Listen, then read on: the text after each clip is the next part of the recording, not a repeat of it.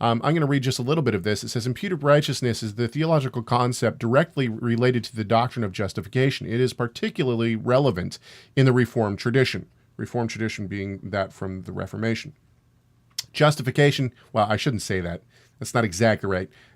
Something that the Reformation really brought into focus. Maybe that's a better way to say it. Going on with this article, justification is that step in salvation in which God declares the believer righteous. Protestant theology has emphasized that this includes the imputation of Christ's righteousness, that is, crediting it to the believer's account. Whereas Roman Catholic theology emphasizes that God justifies in accord with an infused righteousness merited by Christ and maintained by the believer's good works.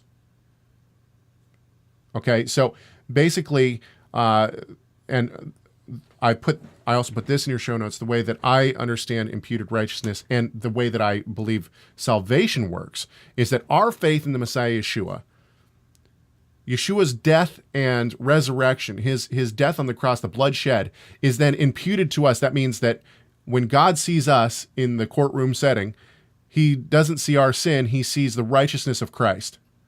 He sees resurrected life of Yeshua. Yes. And this ties into baptism.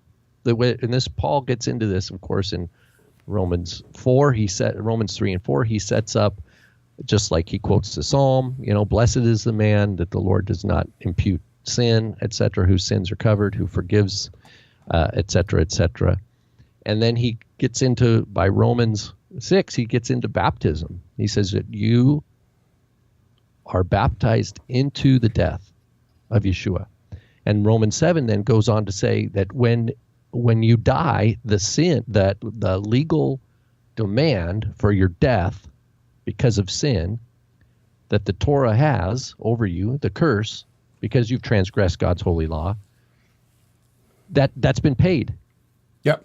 It has no grip over you anymore. And you participate in Yeshua's resurrection life, which is a life that is a life of conformity to God's will. Out of the very seed of that life is Abba Father, is being a child of God whose desire is to love God, to walk in the Shema, to flourish and bring fruit for his kingdom.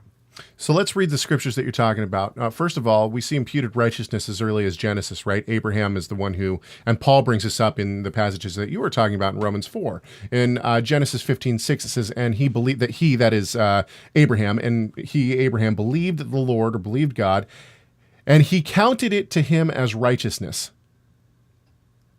So what did he believe, right? He believed that in his seed, and we could preach on this for days, right? We see the Messiah show up in the very first chapters, in chapter 3 of Genesis, that the seed of the woman would bruise the head of the snake, and the snake would bite the heel of the seed. So we see the seed show up. Now the seed is this constant throughout the Tanakh. When I say Tanakh, I mean the Old Testament. So throughout the Tanakh, we see the seed, and once again here in Genesis 15, we see the seed show up again. That in your seed, all the nations of the earth will be blessed. And as we go on through the Tanakh, we see that it narrows down to a tribe, and then it narrows down even farther and farther and farther. And by the time we get to Isaiah, we have Emmanuel, God with us. This whole theology is refined very nicely throughout the Tanakh. But all the way from the beginning of Genesis, we see this theme of the seed. Right. Okay. And so what does Abraham do? He believes. He believes in the seed. He believes in the coming Messiah. He believes the promise. He believes the promise.